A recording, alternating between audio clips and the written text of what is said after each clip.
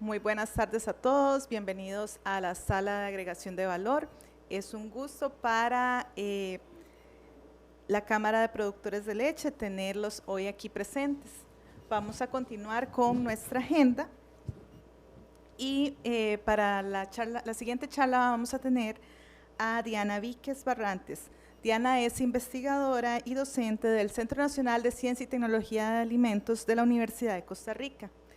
Cuenta con una licenciatura y maestría en Ciencias de Alimentos de la Universidad de Costa Rica, con 10 años de experiencia en procesamiento de productos lácteos y se ha especializado en el trabajo de campo y desarrollo de productos lácteos con productores artesanales. Investigadora en el Centro Nacional de Ciencia y Tecnología de Alimentos, docente de la Escuela de Tecnología de Alimentos y ha desarrollado su carrera profesional colaborando en el desarrollo de productos lácteos. Además de eso, también se ha desempeñado en la mejora de procesos, valorización de suero lácteo y aseguramiento de la inocuidad de esos productos. Recientemente se encuentra investigando en leche humana y procesamiento de bancos de leche humana. Hoy nos va a explicar los pasos para la elaboración del yogur griego. Sin más preámbulo, la dejo con la máster Diana.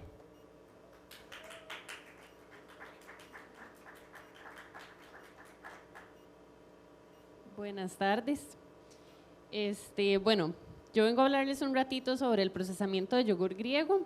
La necesidad o la motivación de la Cámara de solicitar la colaboración en este tema es porque es un producto que tiene mucho auge en el mercado, el consumidor lo busca bastante. Si bien encontramos productos nacionales, ¿verdad?, en esta línea, todavía hay algunas oportunidades de mejora en cuanto a los requisitos para procesamiento, ingredientes que podemos usar y demás. Entonces la idea es compartir de forma general algunos pasos, opciones que tenemos para poder procesarlo y vamos a abarcar también características sensoriales deseables en este producto. Vamos a hablar de algunos aspectos de inocuidad y al final un cierre con algunas conclusiones. Entonces, bueno, para iniciar, la definición de yogur griego es un poco incierta, realmente no existe un criterio o un estándar legal para poder definirlo como tal. Si hacemos referencia a Codex Alimentarius, nos habla de leches concentradas, que podríamos usarlo para partir de ahí.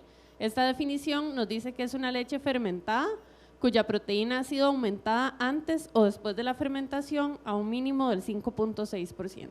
Entonces, ya partiendo de que es una leche fermentada concentrada, sabemos que como mínimo tenemos que tener un 5.6% de proteína para estar hablando en términos de leche concentrada o yogur griego, como queramos llamarle. En cuanto a la Unión Europea, la denominación yogur griego como tal no cuenta con indicación geográfica.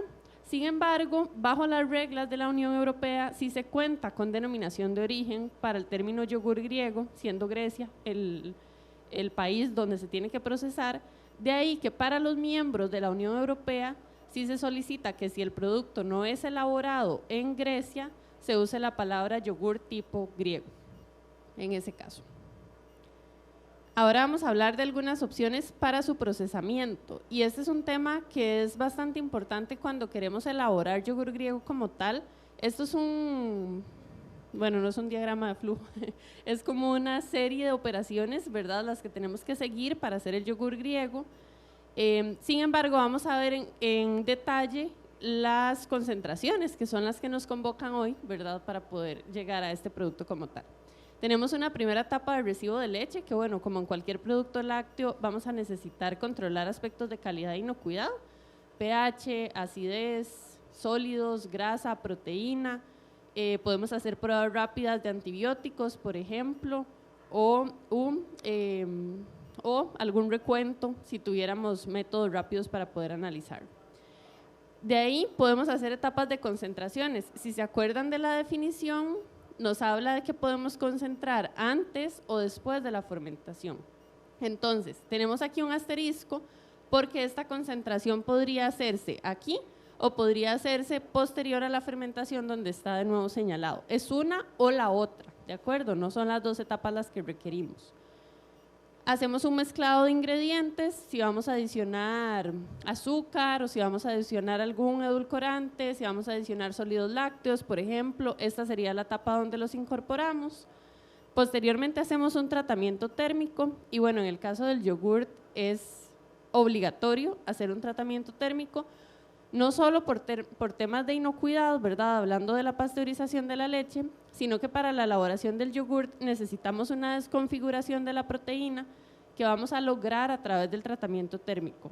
De ahí que la combinación de tiempo y temperatura que necesitamos aplicar es diferente a la pasteurización que hacemos para la leche fluida o la leche para quesería. Seguimos con una etapa de homogenización que tiene un asterisco porque es opcional. Hay muchos fermentados, tanto yogur batido, yogur líquido o yogur griego, que no necesitan la etapa de homogenización. Sabemos también que a nivel artesanal es un equipo que no se tiene con tanta facilidad. Entonces, el asterisco nos lleva a que quede claro que es opcional si aplicamos la homogenización o no en esta etapa. Posteriormente hacemos un enfriamiento porque venimos de temperaturas altas, ¿verdad? Estamos hablando de 85, 70 grados más o menos en el tratamiento térmico y necesitamos enfriar a la temperatura de fermentación, que en este caso estaríamos hablando de cultivos termófilos, que son los que se requieren para la elaboración de yogurt según el reglamento, que es específicamente el Streptococcus thermophilus y el Lactobacillus delbrueckii subespecie vulgaricus. Al ser cultivos termófilos necesitamos una temperatura de 40 a 42 grados aproximadamente. Entonces este enfriamiento no es a una temperatura de refrigeración, es solamente bajar la temperatura de 80 a 90 grados que venimos del tratamiento térmico a 40 a 42 grados que necesitamos para que se nos dé la fermentación. Si no concentramos en la etapa inicial, entonces podemos concentrar en la etapa posterior a la fermentación. Ya ahorita voy a entrar en detalle de cómo hacemos esas concentraciones porque sé que es lo que más nos interesa en este tipo de producto. Y por último hacemos un envasado. Entonces, tenemos varias opciones. Primero, antes o después de la fermentación. Vamos a hablar antes de la fermentación. Si nos quedamos en esa línea, podemos hacer fortificación, podemos hacer evaporación o podemos hacer filtración con membranas. Cada una tiene diferentes técnicas, para cada una necesitamos diferentes cosas. La fortificación es una de las técnicas más utilizadas para la elaboración de yogur griego y es donde utilizamos concentrados como ingredientes. Y ojo que aquí es muy importante que estamos hablando de concentrados de proteína de leche, concentrados de suero de leche o concentrado de caseína, ¿de acuerdo? Son todos ingredientes lácteos. No es válido, recuerden, por reglamentación también, por términos lecheros, usar ingredientes que no vengan de la leche en este tipo de productos. Entonces, si vamos a hacer el aumento de proteína por medio de concentración, podemos usar cualquiera de estos ingredientes.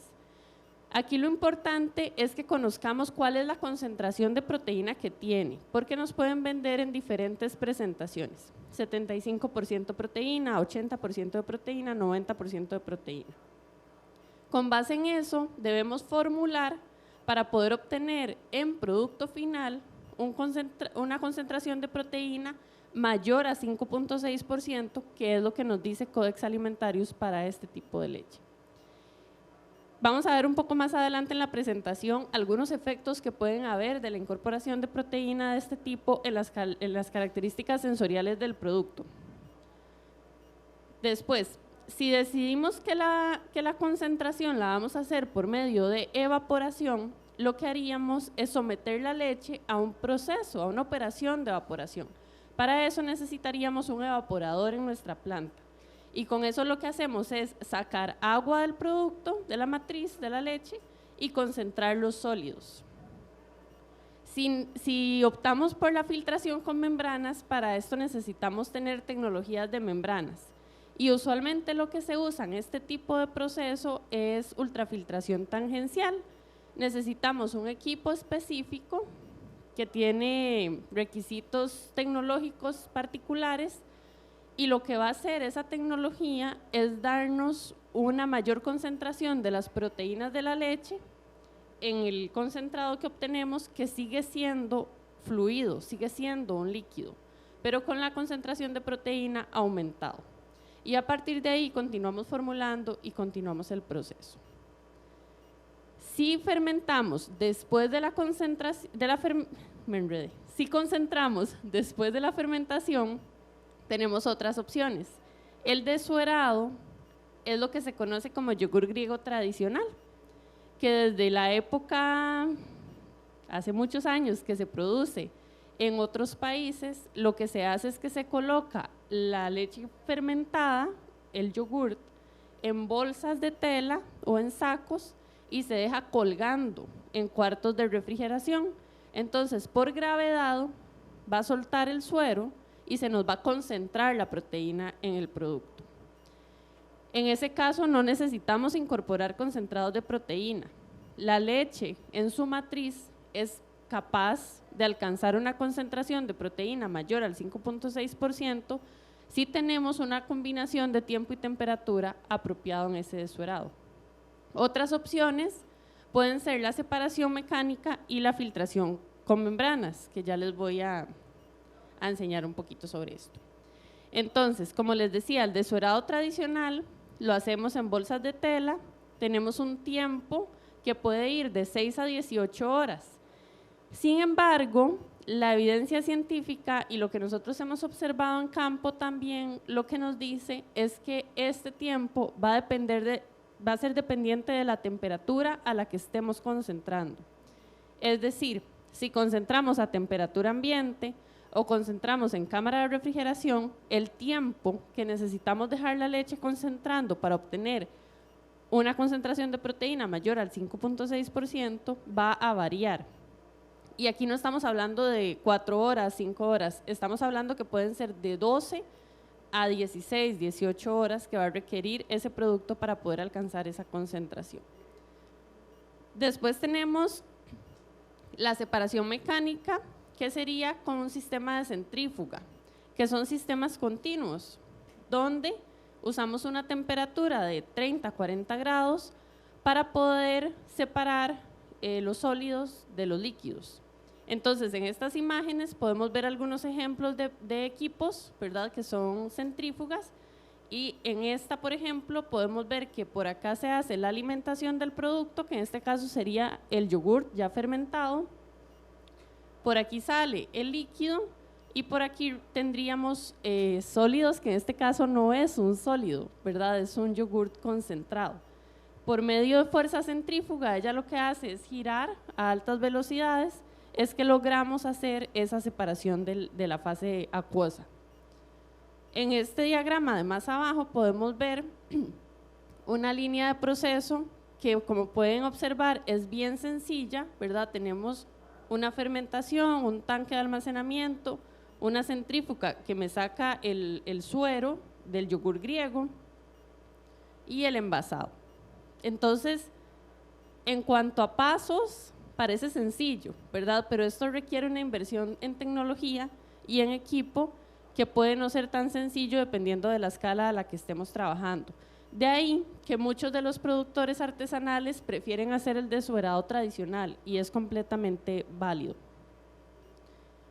En cuanto a las tecnologías de membrana, quería ponerles una foto porque de repente puede ser un término muy abstracto si no conocen el equipo, pero lo que tenemos son membranas, se me pierde el puntero, membranas tubulares, son equipos que tienen varias membranas, aquí por ejemplo, y donde vamos alimentando el yogur, e igualmente va por una línea de flujo donde hay poros y va separando la fase acuosa de la proteína, y eso hace que se me concentre el yogur griego. Entonces, ¿cuál camino seguir? Va a depender mucho de la inversión que podamos hacer en cuanto a equipamiento y tecnología, pero también del volumen que tengamos para poder producir. Hablando ahora de las características sensoriales, tenemos un estudio del 2018 que se realizó en la Universidad de Costa Rica, donde se evaluaron yogures griegos en el mercado nacional, tanto industriales como artesanales, de leche de cabra y de leche de vaca. Y lo que se obtuvo como resultados es que nuestro consumidor, el consumidor costarricense, prefiere un yogur griego que sea brillante, que tenga textura homogénea y que tenga un sabor dulce. Eso va, en algunos sentidos, un poco desligado de lo que es por definición un yogur, ¿verdad? Porque el yogur no debería ser dulce. El yogur tiene una acidez muy marcada, y si uno compra un yogur natural, pues ni siquiera debería tener un endulzante. Sin embargo, nuestro consumidor está muy acostumbrado a los sabores dulces, principalmente el sabor a fresa o el yogur con vainilla, por ejemplo. Es lo que dijeron los consumidores en el estudio. Entonces son insumos que como productores podemos tomar, ¿verdad?, a la hora de decidir por dónde queremos enfocar nuestro mercado. ¿Cómo obtener una textura homogénea y un yogur brillante? Puede estar relacionado con las operaciones que tengamos establecidas en el proceso. Puede estar relacionado con una homogenización, por ejemplo, donde sabemos que al romper el glóbulo de grasa, el yogur va a ser más brillante. De repente, en un yogur griego que elaboramos por medio de concentración tradicional y en un yogur que elaboramos por medio de separación centrífuga, estas características van a variar, porque parte de lo que se encontró en el estudio es que el procesamiento incide en las características sensoriales del producto. Otro de los hallazgos fue que se diferenciaron los yogures artesanales de los industriales. Es decir, el consumidor, o en este caso más bien el panel entrenado, logró diferenciar cuáles yogures eran industriales y cuáles eran artesanales. Eso no quiere decir que hubo un mayor agrado por uno o el otro. Lo que refuerza es la teoría de que la forma de procesamiento va a incidir en las características finales de ese yogur. Por otro lado, dentro de la misma escala de producción se encontraron diferencias sensoriales, es decir, dentro del grupo de productores artesanales logramos encontrar productos que presentaban mayor brillo o menor brillo, que presentaban mayor dulzor o menor dulzor, y que presentaban diferencias en la textura. Y esto va muy de la mano con el tipo de ingrediente que decidamos utilizar. Recuerden que un yogur lo podríamos elaborar de leche y cultivo láctico. Podrían ser los únicos dos ingredientes. Sin embargo, si revisamos etiquetas, vamos a encontrar edulcorantes, vamos a encontrar sólidos lácteos, vamos a encontrar otros ingredientes que se ponen con funcionalidad o por un interés específico del consumidor. Y de ahí que se empiezan a dar estas diferencias dentro de la misma escala de producción.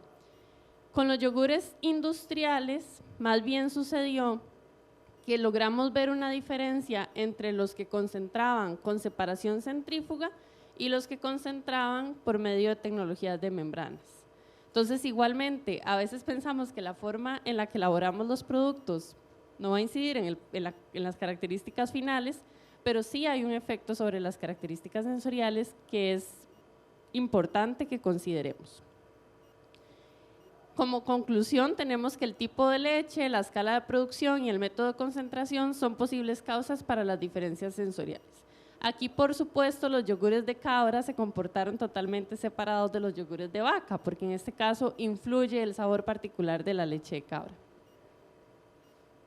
Otro estudio, que este no es en Costa Rica, evaluó algo similar, probando diferentes tipos de yogur griego con concentraciones diferentes, con métodos de concentración diferentes, y lo que en este caso encontraron fue que efectivamente hay diferencias en sabor y textura entre el yogur griego que es desuerado de la forma tradicional y el yogur griego que es fortificado, es decir, que no tiene una tapa de desuerado, sino que se aumenta la proteína por medio de concentrados de leche o concentrados de suero.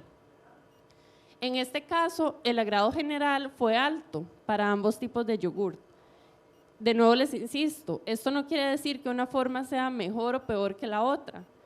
Al consumidor parece gustarle cualquiera de los dos, de la forma en la que se produzca, y va a depender más de las capacidades que tengamos como productores para elegir cuál va a ser el camino que vamos a seguir para el desarrollo del yogur griego.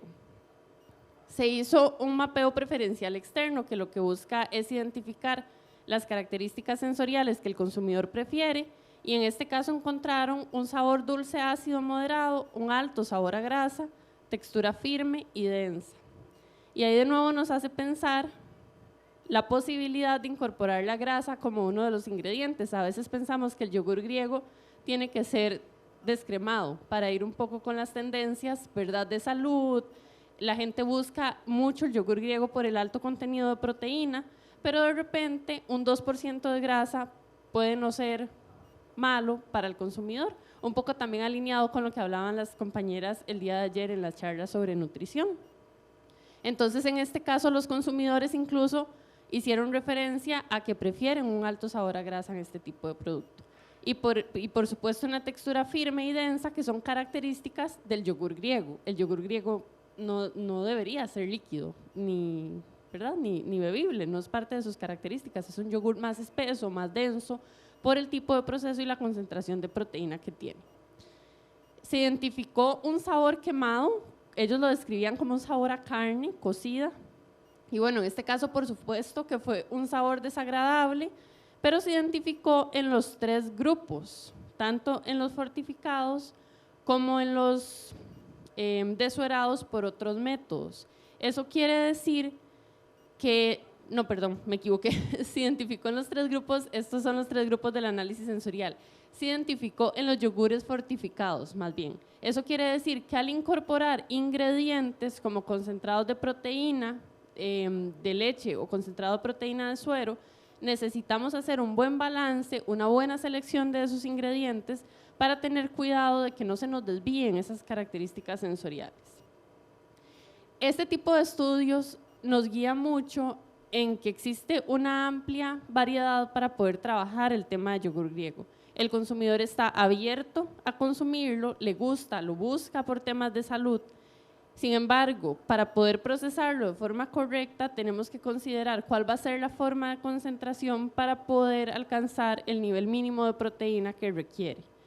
Si bien un 5.6% parece no ser mucho, ¿verdad? Si hablamos de un yogur normal, donde nos piden que el mínimo de proteína sea 2.7%, estamos hablando del doble. Pero incluso si vemos en el mercado, el consumidor busca yogur griego con un contenido de proteína de 9 gramos. Ayer veíamos algunas fotos en la charla de tendencias que nos hablaban de 20 gramos de proteína. Entonces, alcanzar esas concentraciones de proteína puede ser un poco más retador por medio de alguna de estas tecnologías. Si nos vamos ya ahora a hablar de aspectos de inocuidad, es un asunto bien interesante. Cuando hablamos de los fermentados, sabemos que tenemos bacterias acidolácticas. Y en algunos casos, y aquí sí quiero hacer énfasis, tenemos probióticos. No todos los fermentados tienen probióticos, ¿de acuerdo? Recuerden que la reglamentación de yogur lo que nos pide es Streptococcus thermophilus y Lactobacillus. Si queremos que haya un probiótico, tenemos que adicionar un cultivo probiótico, aparte de las bacterias acidolácticas que ya estamos adicionando. Entonces surge la duda o la hipótesis de si estas bacterias acidolácticas, además de probióticos, pueden tener un efecto inhibidor sobre patógenos alimentarios como por ejemplo Listeria monocytogenes, E. coli, Salmonella u otros que puedan estar presentes en yogur griego, por ejemplo. Se hizo una revisión en este estudio donde se identificó esta E. coli, que es una coli formadora de toxina, y se logra encontrar en yogur griego muy asociada con los procesos de concentración que se llevan. Además, sobrevive en temperaturas de refrigeración y han habido algunos brotes asociados al consumo de yogur griego. De ahí que estos autores decidieran estudiarla. Hicieron un estudio en 2 temperaturas de almacenamiento, que como pueden ver son 4 grados y 10 grados, considerando que el yogur griego tiene que almacenarse en refrigeración. 10 grados porque si bien sabemos que en refrigeración estamos hablando de 5 grados, a veces las cadenas de frío nos fallan un poquito, ¿verdad? En punto de venta, por ejemplo. Entonces siempre es bueno irnos un poco más arriba para ver qué pasa bajo esas condiciones. Y ellos lo que encuentran es que el efecto antimicrobiano más efectivo contra esta E. coli particular fue el de yogur griego con las bacterias acidolácticas, con el Streptococcus y el Lactobacillus. Y la razón de esto es porque hay una mayor acidificación en el producto, hay un mayor descenso del pH y de ahí sí hay una relación directa sobre E. coli y la logra inhibir. Sin embargo, también encuentran resultados muy positivos cuando incorporan estos dos probióticos al yogur griego, porque no solo se encontró que tienen un efecto inhibidor sobre E. coli, sino también mejoraron las características funcionales del producto. Ellos lo que evaluaron fue viscosidad y textura. Entonces, de nuevo aquí lo que quiero hacer un poco de énfasis es en la importancia de la selección de los ingredientes. Si queremos introducir un microorganismo adicional al que tenemos que incorporar al hacer un yogur, tenemos que considerar el efecto que pueda tener en la funcionalidad del producto. Nos puede incidir en la textura, nos puede incidir en los sabores, nos puede incidir en la curva de acidificación de este, y eso va a cambiar las características finales del producto. Hay dos aspectos en la elaboración de yogur griego que no podemos dejar de lado si hablamos de inocuidad, ¿verdad? Por un lado, el tratamiento térmico, que ya se los comentaba al principio. En yogur usamos un tratamiento térmico de 80 a 90 grados, es mucho mayor al de la leche fluida o al de la leche para quesería. La razón de esto es para desestabilizar las proteínas, para poder formar el gel durante la fermentación y que se forme la textura del yogur.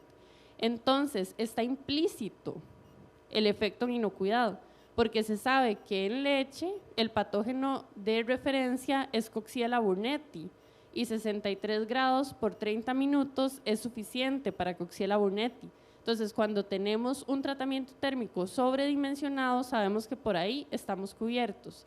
Pero hago énfasis porque nosotros todavía recibimos muchas consultas de si para yogurt pueden no pasteurizar. Y no, para yogurt hay que pasteurizar. Y hay que pasteurizar a esas combinaciones de tiempo y temperatura por aspectos de funcionalidad del producto. Si no, no van a formar el gel que se requiere. ¿De acuerdo?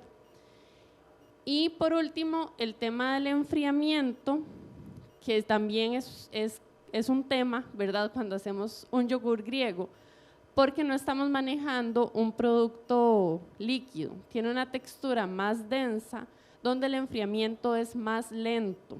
Entonces nosotros tenemos la responsabilidad de agilizar o facilitar que ese enfriamiento se dé de forma eficiente.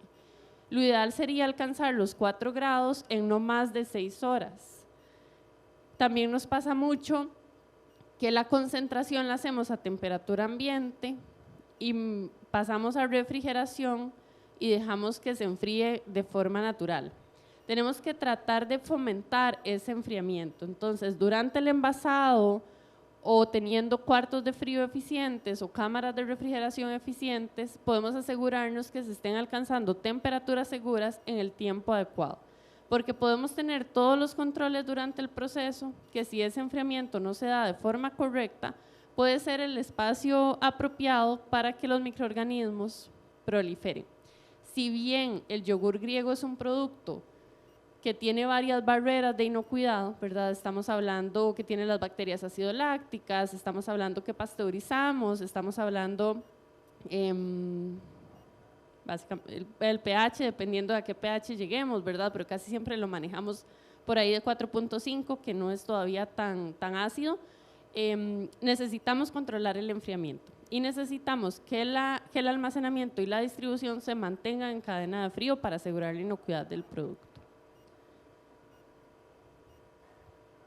De forma general, se observa un aumento en el consumo de yogur griego en el mundo, que nos ayuda a explorar un nuevo segmento, ¿verdad? Un poco de la mano de lo que hablábamos ayer en la primera presentación en cuanto a tendencias y demás. Hay espacios para que sea un producto más funcional, podemos meter algún tipo de probiótico, podemos incluir fibra como ingrediente, podemos trabajar mucho con él en temas de sabores, de texturas y demás. En Costa Rica se observó una preferencia por el sabor dulce, la textura homogénea y el brillo para el yogur griego en particular. La forma en que se procese el yogur griego parece tener un efecto sobre las características sensoriales y yo ahí diría que no parece, tiene un efecto. Está muy estudiado y está reportado en la literatura que la forma en la que desueremos, el cultivo probiótico que utilicemos, los concentrados que incluyamos van a tener un efecto sobre las características sensoriales del producto y la elección del cultivo probiótico puede afectar las características físico-químicas y funcionales. Bueno, eso sería de mi parte. Muchísimas gracias.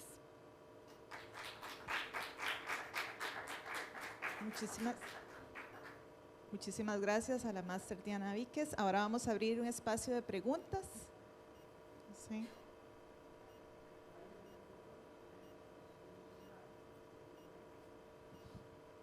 En el momento de que los aditivos para fortificar, si no se usa, ¿qué es el grado de proteína que puede alcanzar si está usando Jersey o Holstein o varía mucho, ¿verdad? O cabras? Porque haciendo el fortificado, el consumidor dice, quiero un producto natural. Y cuando se agrega eso sí, cambia la consistencia del producto final. Y mucha gente piensa, es bueno, pero en verdad, ¿cuál es la más alta proteína que puede conseguir? Puede ser con nada más calcio o con cosas que no son aditivos de proteína.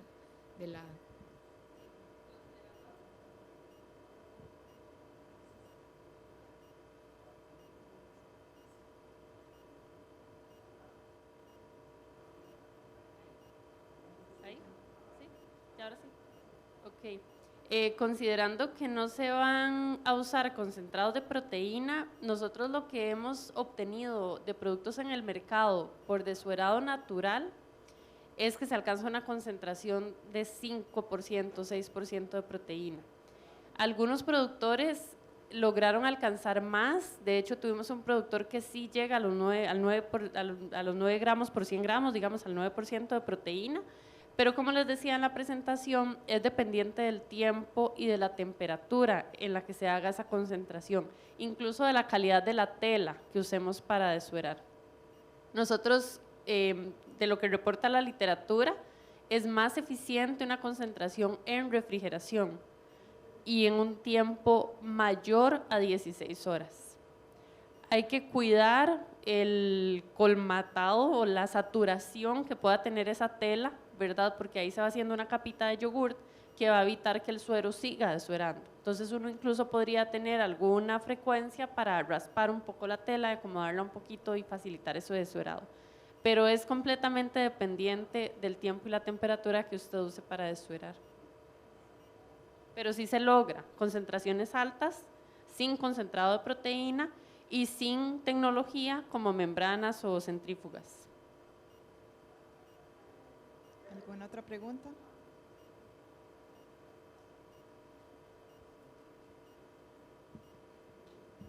Muchas gracias. El estudio de 2018 donde se identificaron esos atributos de sabor dulce, de brillo, vos mencionaste entre artesanales y no artesanales, digamos, pero ¿alguna diferenciación en cuanto al tipo de leche? Pensando en leche de cabra y leche de vaca. Sí, nos costó mucho lograr identificarla en características de textura o de apariencia, porque lo que los consumidores reportaron fue sabor, ¿verdad? Porque tiene un sabor diferente al de leche de vaca. Entonces, cuando hacemos el mapeo, ¿verdad? En el diagrama, lo que tenemos es al grupo de productores de leche de cabra totalmente desviados, pero por un asunto de sabor. Entonces, no se rescatan características de brillo, de homogeneidad, de textura, de apariencia, etcétera, porque ellos no lograron verlas. Una de las recomendaciones que nosotros hacemos al concluir el estudio es evaluarlos de forma separada, no mezclar leches en este tipo de evaluaciones porque se van a ver sesgados por el sabor de la leche de cabra.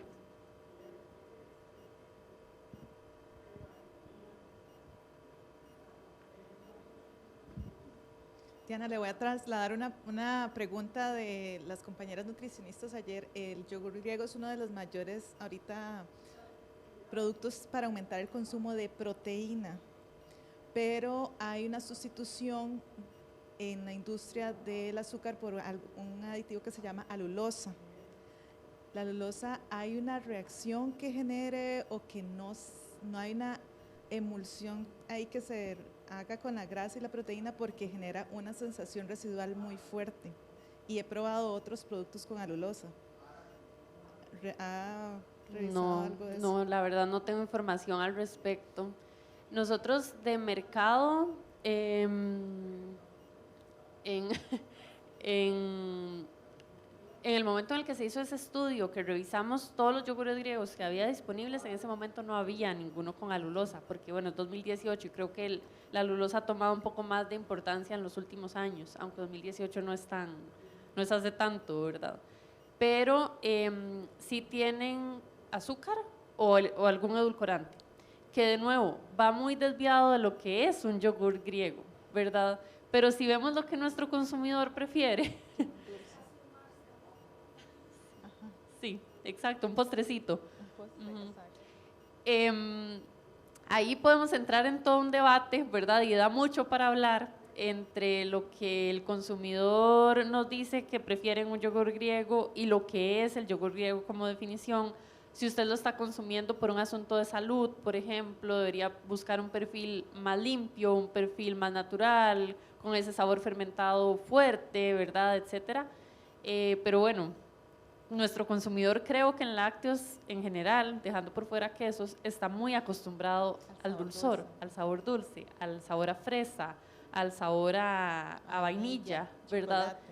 Y de ahí que creo que también es un poco una llamada de atención para nosotros innovar y reeducar a nuestro consumidor a cosas diferentes de repente. Pero no, para responder la pregunta específicamente de la alulosa y la interacción que pueda tener con la grasa láctea, no. Algo importante es que sí tuvimos yogures 0% grasa, 2% grasa y enteros. Estudiamos los 3 tipos, no se separaron en la caracterización sensorial. Sin embargo, sí encontramos relaciones cuando hablamos de textura homogénea, cuando hablamos de brillo, ¿verdad? De la incidencia que tiene la grasa en ese tipo de cosas y la forma en la que la estemos procesando. Por ejemplo, los productores industriales que sí homogenizan y los productores artesanales que no homogenizan. ¿Alguna otra pregunta? Bueno, de parte de la Cámara de Productores de Leche.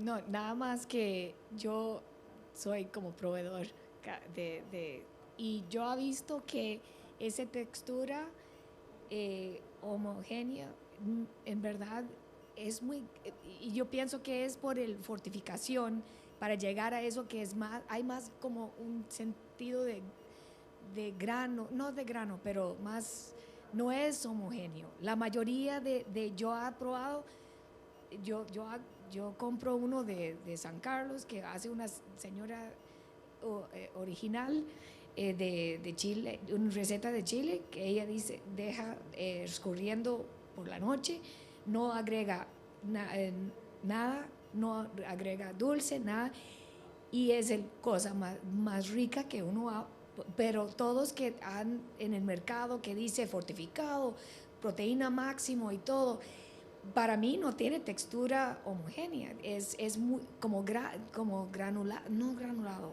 otra palabra. Sí, es arenoso. Sí, arenoso, y Sí. no es suave, no es... No. Y ese es uno de las desviaciones reportadas con la fortificación. O sea, sí se reporta que al fortificar hay desviación de textura. Se puede sentir esa arenosidad, se puede sentir grumos, presencia de grumos. No es una textura lisa, no es homogénea. Esos son el tipo de diferencias que sí, y por eso concluimos que el procesamiento afecta las características sensoriales en este tipo de yogur. ¿Cuál es la mejor forma de hacerlo? No hay realmente, porque para todo vamos a tener un mercado, ¿verdad? Uno va al supermercado y hay muchas opciones de yogur griego ahora, algunas son fortificadas, otras son dessueradas naturalmente, la mayoría de productos importados usan alguna tecnología ya sea el centrífugo o tecnología de membranas para poder hacer esa concentración. Entonces realmente en nuestro mercado en este momento estamos logrando conseguir cualquiera de las opciones de procesamiento. Y estoy segura que si hacemos una encuesta acá, alguno va a decir que prefiere el natural, otro va a decir que no, que le gusta más el que es bebible, por ejemplo, ¿verdad? Que también hay yogur griego bebible ahora disponible en el mercado. Y bueno, de ahí que podemos encontrar el camino, ¿verdad? Que como productores y las necesidades que queramos cubrir de nuestros consumidores. Bueno, de parte de la Cámara de Productores de Leche le damos un fuerte aplauso a la máster Diana Víquez. Y le vamos a dar un reconocimiento.